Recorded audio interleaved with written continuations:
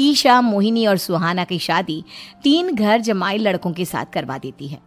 उन्हें लगता है कि ये लड़के शायद घर का कामकाज संभाल लेंगे, लेकिन उनके तीनों घर जमाई बहुत आलसी थे।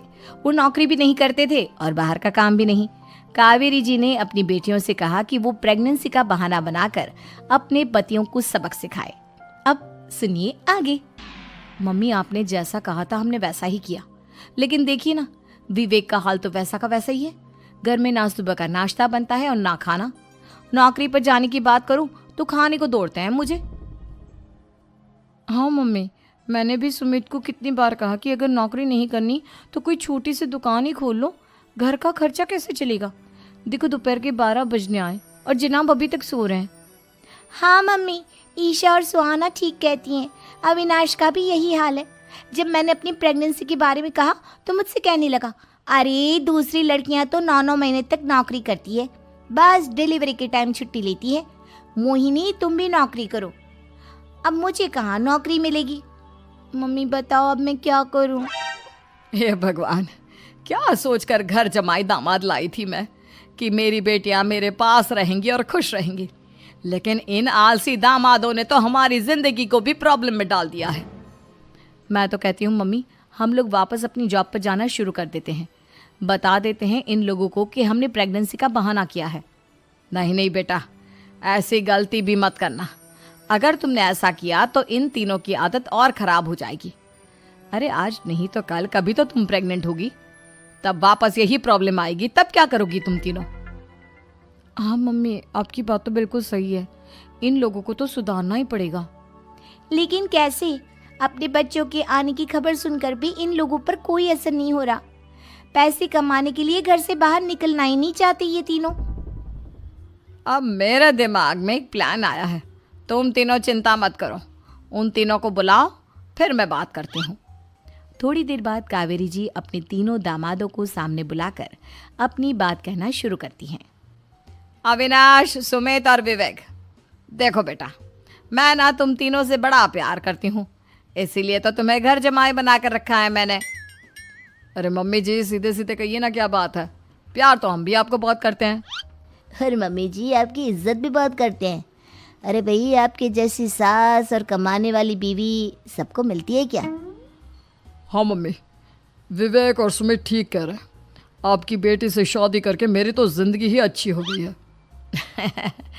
जानती हूँ मैं, और ये भी जानती हूँ कि तुम तीनों अपने अपनी बीवियों से बहुत प्यार करते हो। बेटा, बात ऐसी है कि हमारे कुल गुरु ने कहा है कि प्रेग्नेंट होने के बाद मेरी तीनों बेटियां शुरू के 4 महीने हमारे गांव में जाकर रहेगी, जहां मेरे चाचा जी रहते हैं। अरे लेकिन क्यों मम्मी, गांव में जाकर रहने की क्या ज़रूरत है इन तीनों को। वो क्या है ना बेटा, हमारे परिवार को एक श्राप है। अगर मेरी बेटियों ने यहाँ पर बच्चा पैदा करने की कोशिश की तो उनके बच्चों को कुछ भी हो सकता है। इसलिए अब से लेकर 4 महीने पूरे होने तक इन्हें गांव वाले घर में रहना पड़ेगा। हाँ तो इसमें प्रॉब्लम क्या है मम्मी जी, हम भी वहाँ जाकर रहेंगे, पिकनिक मनाएंगे। अरे भाई, बीवी जहाँ हम भी वहाँ। हाँ यार, आइडिया तो बहुत अच्छा है। शहर की ज़िंदगी में रह रहकर परेशान हो चुके हैं, अब कुछ दिन गांव में बिताएंगे। तुम लोग समझने की कोशिश क्यों नहीं करते। तुम में से कोई भी वहाँ नहीं जा सकता, और मैं यहाँ रहूँगी ना तुम तीनों के साथ। 4 महीने की तो बात है, उसके बाद ये तीनों ही लौट कर आ जाएंगी। ठीक है मम्मी जी, अब हमारे बच्चों का सवाल है तो ये तो करना ही पड़ेगा। कावेरी अपनी तीनों बेटियों को कुछ दिन के लिए घर से बाहर कहीं दूसरे शहर में रहने के लिए भेज देती है। कुछ दिनों के बाद, अरे मम्मी जी, बहुत दिन से पिज्ज़ा नहीं खाया, मंगवाइए ना। क्या बताऊं बेटा, पहले तो बेटियां खर्चा दे देती थी क्योंकि उनकी नौकरी थी, लेकिन अब तो मेरे पास पैसे ही नहीं बचे। थोड़े बहुत पैसे हैं जो बच्चों की डिलीवरी में काम आएंगे। लेकिन मम्मी जी, आपकी बेटियों को वापस आने में तो अभी बहुत वक्त बाकी है। वही सोच सोच कर परेशान हो रही हूँ। सोच रही हूँ कल से दूध भी बंद करवा देती हूँ। अब दूध वाले को देने के लिए पैसे भी तो नहीं है ना। अरे नहीं नहीं मम्मी जी, अगर दूध भी बंद करवा दोगी तो मुझे चाय कहाँ से मिलेगी, और चाय के बिना मैं तो मर ही जाऊंगा। क्या करूं बेटा, इसके अलावा हमारे पास कोई ऑप्शन नहीं है। मेरे पास पैसे ही नहीं बचे। इस तरह कावेरी जी धीरे धीरे अपने तीनों दामादों को पैसे देना बंद कर देती हैं और घर में खाने पीने की चीजें लाना भी बंद कर देती है। अब वो तीनों बुरी तरह से परेशान होने लगे थे और इसलिए एक दिन तीनों प्लान करके घर से बाहर निकलते हैं और बाजार में जाने के बाद यार अच्छा खाना खाए हुए कितने दिन हो गए, पता नहीं कब अच्छा खाना मिलेगा। हमारी बीवियों के जाने के बाद तो हमारी हालत भिखारियों जैसी हो गई है यार। कुछ भी हो, मुझे तो आज पिज्ज़ा खाना ही खाना है। जेब में 1 रुपया नहीं है और पिज्जा खाएगा, कहाँ से आएंगे पैसे? अरे देख वहाँ सामने बोर्ड पर क्या लिखा हुआ है, कंप्यूटर पर काम करने के लिए एक आदमी की आवश्यकता है। भाई मैं तो जा रहा हूँ, काम करूँगा और शाम तक पैसे लाकर आराम से पिज्ज़ा खाऊंगा। जा जा, तुझे कोई काम नहीं देने वाला, हम तो घर जा रहे हैं। चल भाई सुमित। सुमित और अविनाश वहाँ से चले जाते हैं और विवेक उस कंप्यूटर शॉप पर सारा दिन काम करके 5,000 रुपये कमा कर घर लौट कर आता है और अपने खाने के लिए अच्छी अच्छी चीज़ें भी लेकर आता है। ये देखकर विवेक और सुमित के दिल में भी कुछ पैसे कमाने की इच्छा जागती है। अरे सुबह सुबह कहाँ चल दिए तुम? मम्मी जी एक बहुत अच्छी जगह मिली है, कंप्यूटर पर काम करने के 5,000 मिले थे कल मुझे। अगर रोज़ काम करूँगा तो पूरे 40,000 की तनख्वाह। अरे वाह, ये तो बहुत अच्छी बात है दामाद जी, आपको जाना ही चाहिए। सुमित और अविनाश विवेक को इस तरह तरक्की करते देखकर परेशान हो जाते हैं और वो दोनों भी काम की तलाश में निकल पड़ते हैं। धीरे धीरे उन दोनों को भी काम मिल जाता है। अब कावेरी के तीनों दामाद छोटी मोटी नौकरी करके अच्छा पैसा कमाने लगे थे। एक दिन कावेरी उन्हें अपने पास बुलाती हैं। अरे वाह, विवेक 40,000 कमा लेता है, अविनाश 60,000 और सुमित तुम भी 40,000 के आसपास कमा ही लेते हो।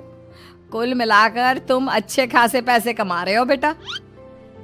हाँ मम्मी जी, बहुत मज़ा आता है जब महीने के एंड में मोटी रकम हाथ में आती है। पूछिए मत मम्मी जी, घर में रहकर रोटी बना बना कर और तो जैसा महसूस होने लगा था मुझे तो।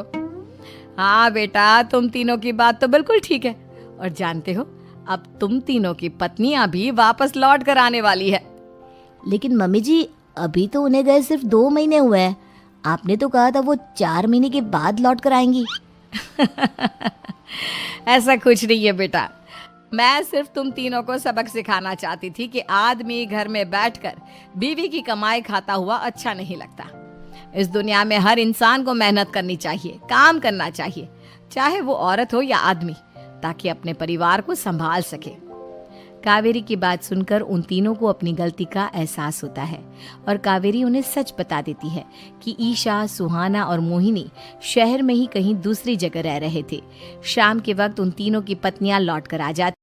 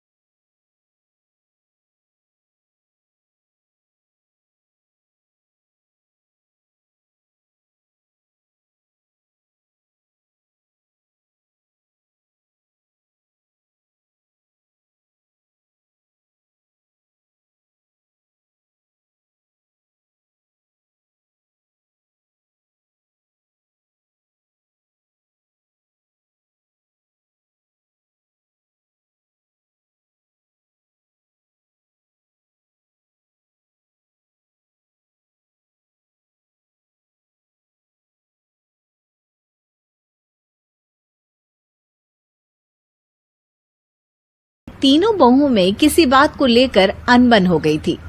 तब से ही तीनों एक दूसरे से मुंह फुलाए रहती थी। ना कोई सीधे मुंह किसी से बात करती, ना किसी का कहना मानती।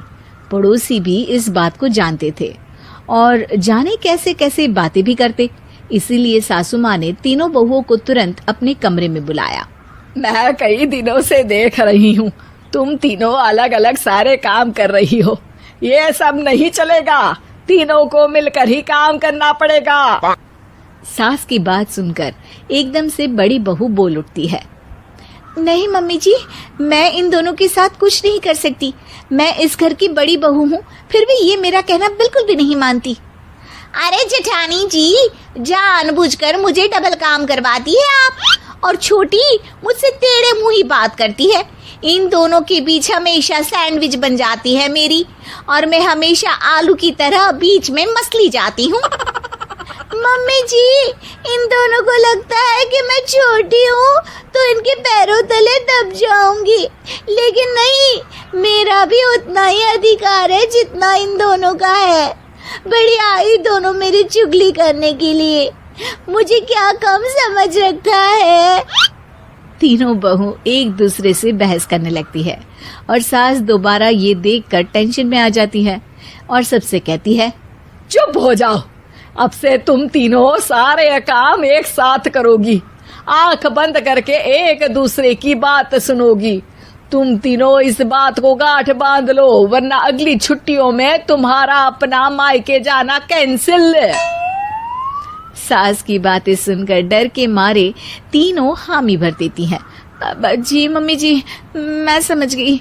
हाँ मम्मी जी, जैसा आप कहें। आप जो कहेंगी मैं वही करूंगी। तीनों बहू सास की बात को गांठ बांध लेती है और वादा करती है कि अब से सारे काम वो तीनों एक साथ मिलकर ही करेंगी। ये सब देखकर सास खुश हो जाती है और वहाँ से चली जाती है। नीचे जाकर वो देखती है कि घर में शर्मा जी आए हुए होते हैं। सास जोर से आवाज लगाकर कहती है, अरे बहू, जरा चाय बनाकर तो लाना, शर्मा जी आए हैं। सास की बात सुनकर तीनों बहू तुरंत किचन की ओर भागती है और चाय बनाना शुरू कर देती है। मुझे तो एकदम मसाले वाली कड़क चाय पसंद है, तो हम शर्मा जी के लिए मसाले वाली चाय ही बनाएंगे। अरे नहीं दीदी, गर्मी के मौसम में मसाला चाय कौन पीता है? मैं तो शर्मा जी के लिए इलायची वाली चाय ही बनाऊंगी। ये कैसी बात कर रही हैं आप दोनों? मेरी मम्मी ने सिखाया है कि मेहमान को ज्यादा दूध और शक्कर वाली चाय देनी चाहिए, वरना वो घर वालों को कंजूस समझते हैं। तो मैं तो शर्मा जी को ऐसी ही चाय दूंगी। तीनों बहुएं अपने अपने तरीके से चाय में शक्कर, मसाला, पत्ती सब डाल देती है।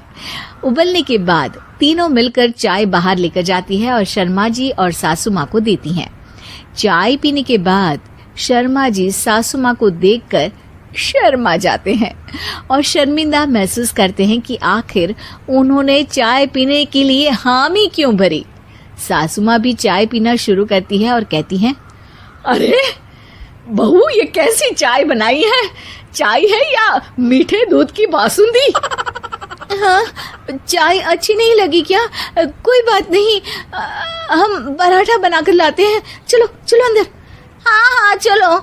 हाँ आती हूँ मैं भी। नहीं नहीं, मेरा पेट चाय ने ही चौपट कर दिया, वही काफी है। पराठे से पोपट नहीं करवाना, मैं तो चलता हूँ। शर्मा जी चुपचाप पतली गली से निकल जाते हैं। अगले दिन सास बहुओं से कहती है, अरे बहू, जाओ जाके ऊपर के गेस्ट हाउस की सफाई कर दो। कल हमारे यहाँ मेरे दूर के रिश्तेदार आने वाले हैं, तो पूरे कमरे को चमका देना, समझी? तीनों बहू सास की बात को मानकर ऊपर सफाई करने चली जाती हैं और तीनों कमरे की सफाई चालू कर देती है। बड़ी बहू मकड़ी के जाले साफ करती है, तो बीच वाली झाड़ू लगाना और छोटी वाली सर्फ डालकर जमीन धोना शुरू कर देती है। अरे दीदी, जेठानी जी, अभी मैंने पूरी फर्श धोई और आप फिर से धूल नीचे गिरा रही हैं। और मछली जेठानी जी, आप बिना झाड़ू की धूल यहाँ छटक रही हैं। अरे तीनों को साफ करना है, एक साथ सफाई करते हैं ना। अरे वही तो। हम साथ साथ हैं, घर साफ साफ है। तीनों बहू ऐसे ही काम में उलझ जाती है और 2 घंटे तक एक ही कमरे की सफाई करती रहती है। बहुत देर से अपनी बहुओं को ना देखने के कारण सास ऊपर कमरे में उन्हें देखने जाती है, लेकिन कमरे में घुसते ही वो गीली फर्श पर फिसलने के कारण नीचे गिर जाती है। ओरी मोरी मैया, हड्डी मरोड़ के रख दी। आए मेरी तो कमर ही टूट गई रे। तीनों बहुएं सास को उठाती हैं और बिस्तर पर सुला देती है। अरे मेरे हाथ पैर दर्द कर रहे हैं, दबा दो, आराम मिलेगा। हाँ जी माँ जी। अरे जी माँ जी माँ जी। और तीनों बहुएं एक साथ सास के हाथ को दबाना शुरू कर देती हैं। माँ की तो चीख ही निकल जाती है और नतीजा ये होता है कि सास के बचे हुए शरीर में भी दर्द उठ जाता है। हाय राम, ये क्या कर दिया तुम तीनों ने। अरे मेरी तो किस्मत ही फूटी है कि तुम जैसी बहुएं मुझे मिली। हे भगवान, पूरे शरीर में दर्द बढ़ गया है। अब तो पता नहीं कि चल भी पाऊंगी या नहीं। माफ करो, मुझे गलती हो गई मुझसे कि तुम तीनों को एक साथ काम करने के लिए बोला। सोचा था तीनों मिलके अच्छे से काम करेगी, लेकिन बड़े बुजुर्ग सही कहते थे कि 3 तिगाड़ा काम बिगाड़ा। तुम लोगों ने ये बात ना आज साबित करके दिखा दी। तुम तीनों को तो समझाना यानी मानो भैंस के आगे बीन बजाना है। तुम्हें अकेले अकेले काम करना है ना, तो अब से तुम अकेले ही अपना अपना काम करो। तीनों बहुएं वहां से जाने लगती है। अरे कहाँ जा रही हो? आप ही ने तो कहा कि अपना अपना काम करो, तो मुझे मुल्तानी मिट्टी लगानी है। अरे मुझे भी तो नेल पॉलिश लगानी है। मुझे ना मेहंदी लगानी है। सास अपना सर पीट लेती है और कहती है, अरे मुझे भी लगाना है कुछ। क्या माँ जी? क्या माँ जी? क्या माँ जी? तुम्हारे घर वालों को फोन तुम्हारी हरकतें बताने के लिए। अरे क्या हुआ छोटे, क्या कर दिया तूने? अरे कुछ नहीं भैया, मेरा दोस्त है ना राजू, वो मुझे लेकर बैंक गया था। मुझे नहीं पता भैया कि वो वहाँ बैंक लूटने जा रहा है। मैं उसके साथ बैंक में घुसते ही सीसीटीवी कैमरे में दिख गया हूँ। अब पुलिस मुझे ढूंढ रही है भैया, मुझे बचा लो। राज कुछ सोचता है, फिर कहता है, ओके, तुम यहीं रुको, मेरा एक दोस्त पुलिस में है, मैं बात करता हूँ। तभी वहां रवि की बीवी राज की बीवी के साथ आ जाती है। तुम लोगों के घर जब तक पुलिस का आना जाना है, बच्चों को यहीं छोड़ दो, उन पर असर ठीक नहीं पड़ेगा। तभी वहां पुलिस आ जाती है। चलो चलो, कौन है रवि, थाने चलो। मैंने कुछ नहीं किया, मुझे कुछ नहीं पता। अरे वो तो पुलिस स्टेशन चलकर ही पता चलेगा कि कुछ पता है कि नहीं। चलो। कहानी का फ्लैशबैक। भैया मुझे मेरे मकान में हक चाहिए ही चाहिए। अरे लेकिन छोटे, अभी मेरे बच्चों पर काफ़ी खर्चा है, तेरी भाभी की भी तबीयत ठीक नहीं रहती, बजट बिल्कुल नहीं है कि मैं अलग होकर रहूं। देख लो भैया, 1 महीना है तुम्हारे पास, जल्दी से घर खाली कर दो। अरे कैसी बात कर रहे हैं भैया, मेरे शरीर में अभी इतनी हिम्मत भी नहीं कि घर को खाली करे। तो क्यों अपना पोषण बेचा भाभी? अरे तुम तो जानती हो, पिताजी की बीमारी के कारण उन्हें हमारी ज़रूरत थी, कैसे आते पैसे। ससुर जी तो बूढ़े थे भाभी, उनकी बीमारी में भी पैसे लगाना कौन सा अकल का काम था? तो क्या पिताजी को मैं मरने के लिए छोड़ देता? अरे रवि, तू तो समझ, पापा को हमारी ज़रूरत थी, उन्होंने हमारे लिए हर वो काम किया जिससे हमें खुशी मिले। बैक टू रवि जो जेल में बैठा है। ये मैंने क्या कर दिया था? मैं ना पिता का हुआ ना ही भैया का। मेरे साथ जो हो रहा है ठीक ही हो रहा है। तभी वहां पुलिस वाला आता है। रवि, तुमसे कोई मिलने आया है। भाभी आप यहाँ क्यों आई? पुलिस स्टेशन है ये भाभी। भैया आपकी जगह मेरा भाई होता तो क्या मैं नहीं आती? अच्छा ये खाना ले लीजिए, खा लीजिएगा। आपके भैया लगे हैं वकीलों और पुलिस वालों से बात करने में, डरने की कोई बात नहीं। जब आपने गुनाह किया ही नहीं तो सजा भी नहीं मिलेगी। रवि भाभी को देखकर रोने लगता है। घर में साक्षी चुपचाप बैठी होती है कि तभी सोनम कहती है, अरे साक्षी, क्या हुआ? परेशान क्यों हो रही हो? भाभी, अभी अभी पुलिस स्टेशन से खबर आई है, इन्हें बड़े जेल में शिफ्ट किया जा रहा है। मैं क्या करूंगी भाभी? रो मत, हम अच्छे से अच्छा वकील करेंगे। लेकिन उसमें तो बड़े पैसे लगेंगे दीदी, हम इतना पैसा कहाँ से लाएंगे? अरे क्यों, ये मकान है ना, और मेरे कुछ गहने भी है। साक्षी की आंखों में पानी आ जाता है। पर दीदी, ये तो आप और भैया की मेहनत की कमाई है। पापा के बाद भी तो हम लोगों का सब खत्म हो गया था। पापा को तो बचा नहीं पाए, लेकिन भैया को ज़रूर बचा लेंगे। और भगवान चाहेंगे ना तो दोनों भाई मिलकर इससे भी बड़ा मकान खड़ा कर लेंगे साक्षी। थोड़ी देर में राज वहाँ आता है। सोनम सही कह रही है साक्षी, पैसों की कमी के कारण किसी भी बेगुनाह को सजा नहीं मिलती। राज एक अच्छा सा वकील करता है। सोनम और साक्षी बचाए पैसे और अपने गहनों को बेचकर रवि का केस लड़ते हैं और जल्द ही रवि जेल से बाहर आ जाता है। रवि राज को गले लगाकर कहता है, भैया मुझे माफ़ कर दो, मुझे साक्षी ने सब कुछ बताया है। भैया, आपने मुझ पर विश्वास किया, मेरे लिए दिन रात मेहनत की, भाभी ने अपने गहने तक बेच दिए। भैया, आपने तो पापा के लिए भी पैसे नहीं देखे, लेकिन मैं बहुत ही सेल्फिश निकला। भैया, एक आखिरी बार मुझे माफ़ कर दो, मैं शर्मिंदा हूँ। अरे भाई, अपने तो अपने ही होते हैं। पापा ने हमारे लिए क्या नहीं किया, ये तुम्हें बताने की ज़रूरत नहीं है मुझे। और फिर तू तो मेरा भाई है। पैसे से बढ़कर रिश्ते होते हैं भाई।